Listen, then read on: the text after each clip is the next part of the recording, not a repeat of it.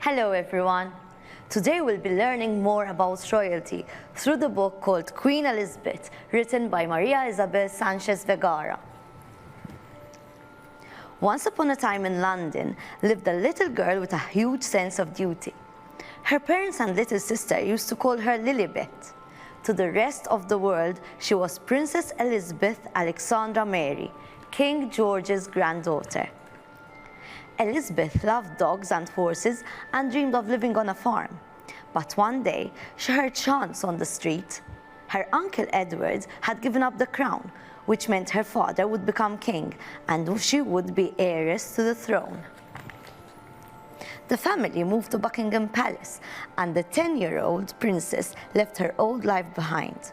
From that day on, she would be taught how to be the next queen. The first lesson was simple. A good queen serves her people, not the other way round.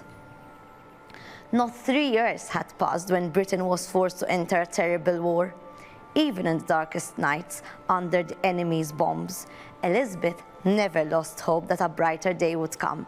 She sent a message to all children telling them so. She was 19 and had just finished her training as a driver in the army when the war ended.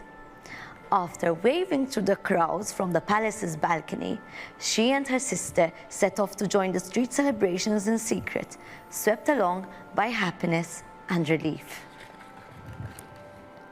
Elizabeth fell in love with a charming prince named Philip and saved her ration coupons to buy the fabric for her wedding dress. More than 350 people worked to make it. After the horrors of war, the country had something to hope for. But Elizabeth's happiness was overshadowed not long after by the death of her dear father. Overnight, the young princess became queen of kingdoms all over the world, from England to faraway South Africa. Being the queen was not a fairy tale, but a full-time job with a long list of duties that needed to be fulfilled. From receiving important guests and meeting the Prime Minister every week, to addressing the nation and opening dozens of ceremonies. It was exhausting. But being a queen gave Elizabeth the chance to be part of some splendid moments too. And even better, she had the fortune to meet unforgettable people who had made the world a better place. No matter how much everything changed around her, Elizabeth tried to stay up to date. She started a new tradition of walking through the crowds to say hello, and she signed a law that gave girls the same right as boys to inherit the throne. Elizabeth traveled overseas more than 250 times, receiving the most unusual gifts, from a pair of cowboy boots to an elephant called Jumbo. However, nothing felt better than sleeping on the same bed all summer at Balmoral Castle. She welcomed many grandchildren and great-grandchildren to the royal family, as well as 30 lovely corgi dogs. Their dinner was freshly prepared at the palace. They were the secret to her happy reign.